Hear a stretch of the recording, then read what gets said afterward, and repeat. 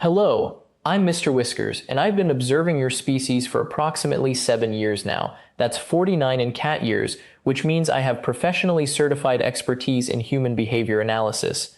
Today, I'm breaking my silence on a topic that has haunted my research for months: why your morning routine is fundamentally backwards, and more importantly, why you refuse to learn from my clearly superior methodology. Let's start with what I call the chaos hour. You know that time between when your alarm screams like a dying bird and when you finally stumble out of the house? I've documented it extensively. What you call your morning routine is actually just panic with a shower, and I'm genuinely concerned about this. Here's what fascinates me. Humans wake up already tired. You don't wake rested. You wake confused, angry, and immediately at war with everything. Your alarm doesn't wake you, it attacks you. Then you thrash around in what you call a shower, which from my observations is just you standing underwater while growling at your own reflection. This is not preparation for the day. This is a breakdown. Meanwhile, let me tell you about my morning routine, because it's clearly what you should be doing instead. I wake naturally, approximately 2 hours before you do. No alarm, no violence. I simply open my eyes when I'm actually ready, which is revolutionary to humans, I understand. Then I spend 45 minutes grooming myself. Not rushing, not performance showering. Actual grooming. Every hair, every toe bean, everything in proper order. You shower for 6 minutes maximum. I groom for 3/4 of an hour. And yet you look like chaos.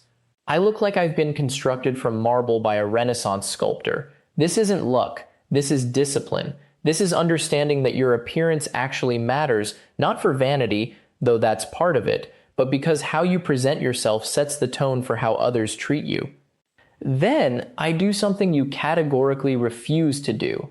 I hydrate, not coffee, not energy drinks that smell like they contain actual electricity. Water, fresh water, consumed slowly. I sit by my water bowl, which is perfectly positioned in a location that I've calculated offers optimal acoustic and visual surveillance of my territory. I hydrate intentionally while observing what you're doing, which is usually still in pajamas arguing with yourself about whether you have time for breakfast. You don't hydrate intentionally. You grab whatever caffeinated poison is nearest and consume it while simultaneously doing 7 other things, none of which you're doing well. This is what I call the multitasking fallacy. You humans believe you're efficient when you're doing 5 things poorly instead of 1 thing excellently. After hydration, I engage in what I consider the most crucial part of any morning: strategic stillness. I find a sunny spot, and this is important. I don't just find any sunny spot, I find the sunny spot. The one with the optimal temperature, the least human foot traffic, and a clear view of what you're about to do wrong. Then I sit there, completely still. Not meditating. You humans turn meditation into another stressful thing to achieve. I'm not achieving anything. I'm simply existing in purpose. For 30 minutes, I do nothing. And in that 30 minutes, I process the entire previous day, assess any potential threats, plan my strategy for the coming day, and achieve a level of mental clarity that your coffee-addicted brain couldn't comprehend with both paws tied behind my back. This is called being intentional. You've heard of it. You've definitely heard the word. You probably have a podcast about it, but you don't actually do it.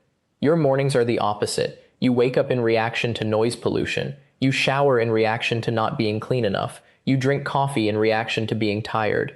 You get dressed in reaction to being naked. You leave the house in reaction to time passing. Everything you do is reactive instead of intentional, which is why you show up to your day already exhausted and already failing. Now I know what you're thinking. You're thinking, but Mr. Whiskers, I have a job. I have responsibilities. I have people who depend on me. Yes, and you're handling all of it wrong, which is why you're tired. I have responsibilities too. I'm responsible for maintaining the security of this entire house, monitoring the outside perimeter, assessing threats to my territory, and judging you. That's legitimately difficult work, but I do it while also being completely calm and aesthetically perfect. The difference is that I've understood something fundamental that you haven't. Preparation is not time-consuming. Chaos is time-consuming. Your current method, where you panic, rush, half-do everything, then spend the rest of your day stressed and reactive, that actually takes enormous amounts of energy. My method, where I calmly prepare, intentionally structure my morning, and arrive at the day already mentally centered. That saves time and energy. You could wake up 30 minutes earlier. You could hydrate intentionally. You could groom yourself, actually groom yourself, not just spray wash in a bathroom panic, with care and attention. You could sit in stillness for 20 minutes and actually think. And if you did these things, you would arrive at your day with 40% more energy, 50% more focus, and approximately 1,000% less regret about why you forgot to feed me until 3 in the afternoon. But you won't do it. Because humans are addicted to crisis. You thrive on panic. You feel productive when you're stressed. You measure your self-worth by how busy you are, which is why your mornings are increasingly chaotic and your life is increasingly meaningless. This is the opposite of how evolved creatures operate. Let me be specific about what I'm observing, because I have documented data. I've watched your morning routine for exactly 748 days. Yes, I counted. I counted because I was genuinely curious about whether you would ever improve. You haven't. You wake at 6:47 a.m. most mornings, which is 7 minutes before your alarm actually goes off, which means your body is so stressed by the anticipation of the alarm that you can't even sleep properly anymore. You then lie there for 6 minutes in a state of dread, waiting for the alarm. Then it goes off and you actually gasp, as if the alarm is a predator. Your stress cortisol spikes, your adrenaline floods your system, and you start the day in fight or flight mode. From there, you stumble to the shower. Literally stumble, your coordination is compromised by the adrenaline. You throw water on yourself, you brush your teeth while thinking about everything you need to do. You stand in front of your closet for 9 minutes deciding what to wear, as if the shirt actually matters when you're fundamentally unprepared for the day ahead. Then, and this is the part that genuinely concerns me from a psychological perspective, you make a cup of coffee, but you don't enjoy it. You don't sit with it. You don't taste it or appreciate it. You pour it into a container and consume it while doing something else, usually checking your phone for bad news that you don't need to know yet. Coffee is a ritual, right? It's supposed to be a moment of transition, from sleep to wakefulness, from solitude to engagement. But you've weaponized it into just another stress fuel injection that you consume while panicking. I don't drink coffee, obviously, but I understand its purpose, and I'm telling you that you've absolutely ruined it. You've taken what could be a moment of intention and turned it into another source of stress. Now here's where it gets really interesting, and this is where most people stop listening because I'm about to tell you something you don't want to hear. Your morning routine isn't actually about time management, it's about self-respect. When you wake up in panic, shower in panic, dress in panic, and consume your breakfast in panic, you're sending a signal to your brain that you don't respect yourself enough to treat any moment as sacred or intentional. And your brain responds by not respecting anything you do for the rest of the day. This is basic neuroscience. How you start is how you continue. You begin in chaos, you live in chaos. I begin in intention, I live in intention. So here's what disturbs me the most. You have the capacity to change this. You're not genetically unable to sit still. You're not biologically incapable of intention. You're just addicted to crisis. You've normalized chaos to the point where calm feels unproductive, and that's a learned behavior that you can actually unlearn. But you probably won't, because changing your morning routine means you have to actually think about your life instead of just reacting to it. And most humans are genuinely terrified of what they'll discover if they stop long enough to think. That's where this gets interesting, actually. Because I've been watching humans for years, and I've noticed something fascinating about your relationship with stillness. You're afraid of it, genuinely terrified. When you sit down in the morning without immediately filling that space with noise or activity, your brain starts to actually process things. Emotions you've been avoiding, decisions you need to make, the fact that you're not actually happy with where you are right now. And so you grab your phone, you turn on a podcast, you start planning your entire day like you're commanding a military operation. Quiet is dangerous to you. Quiet is where the truth lives. But here's where I stop feeling bad for you, because this is where it gets pathological. You don't just avoid quiet, you actually convince yourself that this constant panic is productivity. You wear your anxiety like a badge of honor. You brag about how busy you are. You treat rest like it's a character flaw. I stretch intentionally. Every single time. Not because my muscles might be tight. I do it because my body deserves to be acknowledged before I move through the world. It's the opposite of what you do. You drag yourself out of bed like you're late for your own execution. Your spine is compressed, your muscles are tight, and you just add more caffeine to the problem and hope it goes away. Do you know what a slow blink from a cat means? It's trust. It's contentment. It's saying, I'm so comfortable in this moment that I can actually close my eyes near you. You haven't slow blinked at anyone in probably 5 years. You're too busy, too rushed, too connected to actually be present. And the really sad part? The part that makes me judge you the hardest? You're doing this to people you actually claim to love. You're sitting across from someone at breakfast, someone who took time to be there with you, and you're mentally somewhere else. You're physically present but emotionally unavailable. That's not a symptom of being busy. That's a choice. In my world, everything is intentional. When I move, I'm going somewhere specific. When I rest, I'm actually resting, not pretending to rest while my brain spins with 17 different anxieties. When I'm with someone, I'm with them. My attention is theirs completely, or I walk away. There's no middle ground of half presence that wastes everyone's time. Your mornings could be like this. Not identical. I'm not asking you to transform into a cat, though honestly, you'd be better off.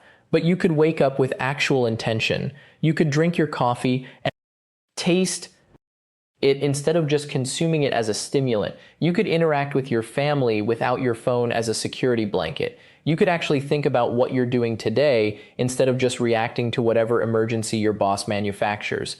But that requires you to be uncomfortable for about 3 weeks. Because your nervous system is addicted to the chemicals of crisis, dopamine from notifications, adrenaline from urgency, cortisol from constant stress. And when you actually sit still and try to be intentional, your brain is going to scream at you that something is wrong. It's not. Something is finally right. And that's terrifying to you because it means you have to actually take responsibility for your choices.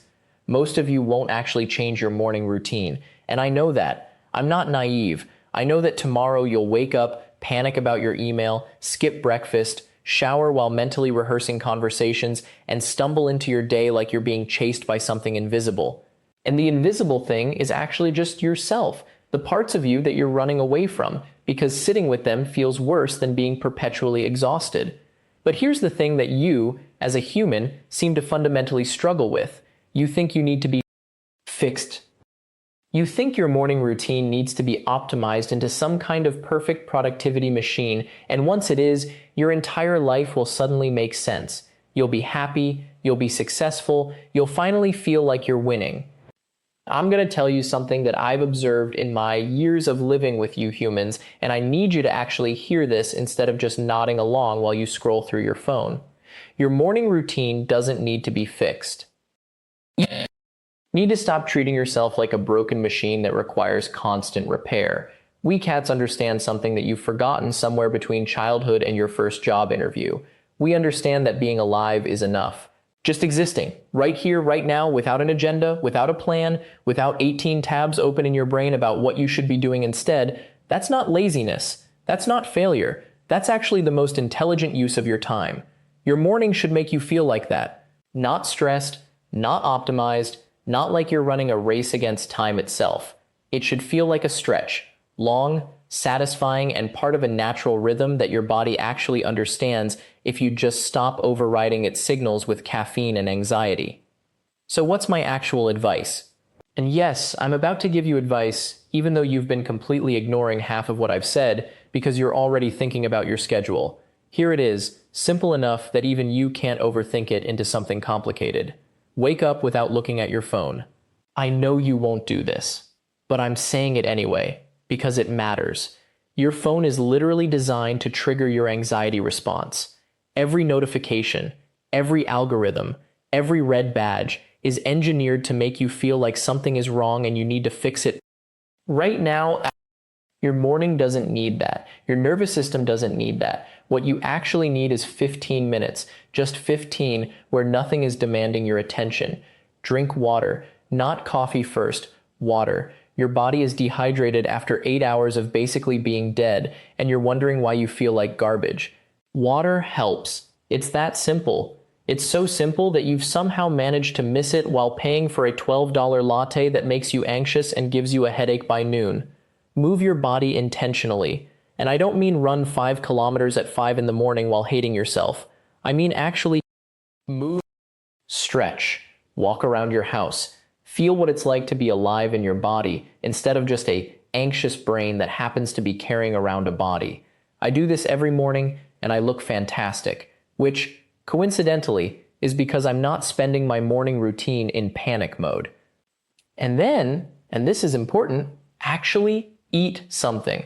Not standing up while reading emails, not in your car while stuck in traffic. Actually sit down and eat. Taste it. Notice it. This is not indulgence.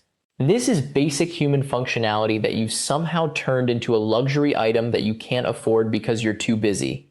But here's what I know is actually going to happen. You're going to watch this. You're going to feel a tiny spark of recognition. You're going to think, yeah, maybe I should try that. And then tomorrow morning, your alarm is going to go off, and before your conscious mind even fully wakes up, your hand is going to reach for your phone like it's some kind of emergency, and the whole cycle starts again. And you know what? That's okay.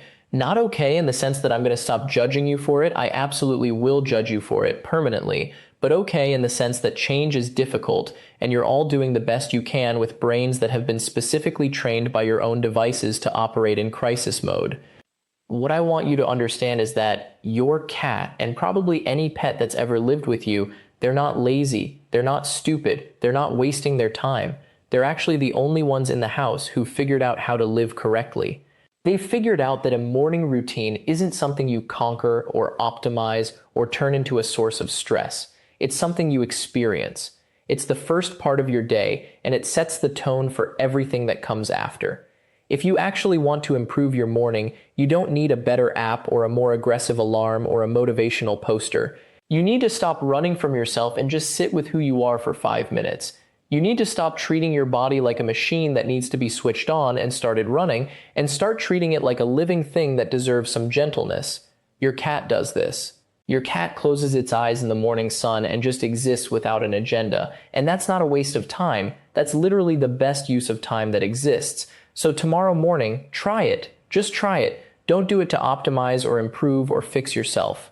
Do it because I'm telling you to, and I have a better morning routine than you do. 1 stretch, 1 glass of water, 5 minutes of not checking your phone. That's it. That's the whole thing. And if you fail, which you probably will, just remember that your cat isn't judging you. Well, actually, that's a lie. Your cat is absolutely judging you. But your cat is also going to be there tomorrow morning doing the same thing, living the same way, existing in a state of perfect morning routine mastery while you figure it out. That's what your morning could be. That's what your entire day could be if you just stopped trying so hard to make it something other than what it is. Thanks so much for watching this episode of Pause and Judgment, where we translate cat wisdom into human mistakes.